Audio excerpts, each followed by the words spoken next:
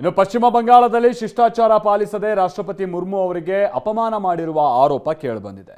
ಇದೇ ವಿಚಾರವಾಗಿ ಬಿಜೆಪಿ ಹಾಗೆ ಮಮತಾ ಬ್ಯಾನರ್ಜಿ ನಡುವೆ ಟಾಕ್ ವಾರ್ ನಡೀತಾ ಇದೆ. ಬನ್ನಿ ಇದಕ್ಕೆ ಸಂಬಂಧಪಟ್ಟ ಹಾಗಿನ ರಿಪೋರ್ಟ್ ನೋಡ್ಕೊಳ್ಳೋಣ.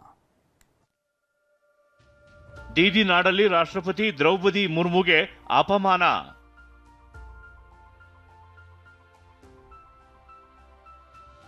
ಟಿಎಂಸಿ ಕೊಳಕು ರಾಜಕೀಯ ದುರಹಂಕಾರ ಎಂದು ಮೋದಿ ಕೆಂಡ. ಪಶ್ಚಿಮ ಬಂಗಾಳದಲ್ಲಿ ರಾಷ್ಟ್ರಪತಿ ದ್ರೌಪದಿ ಮುರ್ಮುಗೆ ಅಪಮಾನ, ಶಿಷ್ಟಾಚಾರ ಪಾಲನೆ ಮಾಡದ ವಿವಾದ ಈಗ ರಾಜಕೀಯ ಸಂಘರ್ಷಕ್ಕೆ ಕಾರಣವಾಗಿದೆ. ಸಿಎಂ ಮಮತಾ ಬ್ಯಾನರ್ಜಿ ನೇತೃತ್ವದ ತೃಣಮೂಲ ಕಾಂಗ್ರೆಸ್ ಸರ್ಕಾರದ ವಿರುದ್ಧ ಪ್ರಧಾನಿ ಮೋದಿ ಹಾದಿಯಾಗಿ ಬಿಜೆಪಿ ತೀವ್ರ ವಾಗ್ದಾಳಿ ನಡೆಸಿದೆ. ಟಿಎಂಸಿಯ ದುರಹಂಕಾರದ ಮತ್ತು ಕೊಳಕು ರಾಜಕೀಯ ಅಂತ್ಯವಾಗುತ್ತೆ ಅಂತ ಪ್ರಧಾನಿ ಮೋದಿ ಕುಟುಕಿದ್ದಾರೆ.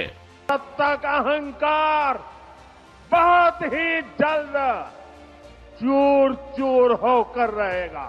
पश्चिम बंगाल की प्रबुद्ध जनता टीएमसी को एक नारी के अपमान के लिए, एक आदिवासी के अपमान के लिए और देश के महामना राष्ट्रपति के अपमान के लिए कभी भी माफ नहीं करेगा।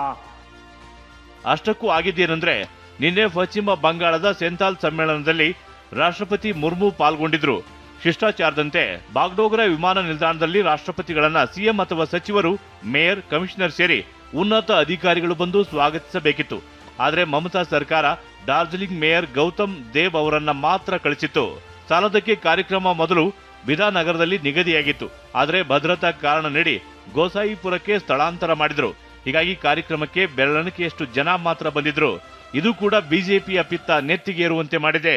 ಇನ್ನು ಕಾರ್ಯಕ್ರಮದಲ್ಲಿ ಬಹಿರಂಗವಾಗಿ ಅಸಮಾಧಾನ ಹೊರಹಾಕಿದ್ದ ಮುರ್ಮು, ಮಮತಾ ದೀದಿ, ನೀವು ನನ್ನ ಸಹೋದರಿ ಇದ್ದಂತೆ, ನಾನು ಕೂಡ ಬಂಗಾಳದ ಮಗಳು, ಇಲ್ಲಿಗೆ ಬರಲು ನನಗೇಕೆ ಅವಕಾಶ ಕೊಡ್ತಿಲ್ಲ ಅಂತ ಪ್ರಶ್ನಿಸಿದ್ರು.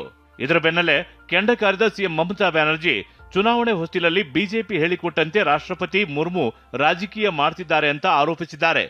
ರಾಷ್ಟ್ರಪತಿಗಳು ಖಾಸಗಿ ಕಾರ್ಯಕ್ರಮಕ್ಕೆ ಬಂದಿದ್ರು, ಹೀಗಾಗಿ ಸರ್ಕಾರ ಭಾಗಿಯಾಗಿರಲಿಲ್ಲ, ಅದು ನಮ್ಮ ವಿಶೇಷ ಅಧಿಕಾರವೂ ಅಲ್ಲ ಅಂತ ತಿರುಗೇಟು ನೀಡಿದ್ದಾರೆ. ಈ ನಡುವೆ ಕೇಂದ್ರ ಗೃಹ ಕಾರ್ಯದರ್ಶಿ ಗೋವಿಂದ್ ಮೋಹನ್ ಪಶ್ಚಿಮ ಬಂಗಾಳದ ಮುಖ್ಯ ಕಾರ್ಯದರ್ಶಿಗೆ ಶಿಷ್ಟಾಚಾರ ಉಲ್ಲಂಘನೆ ಬಗ್ಗೆ ವರದಿ ಕೇಳಿದ್ದಾರೆ. Bureau report, ಟಿವಿ9.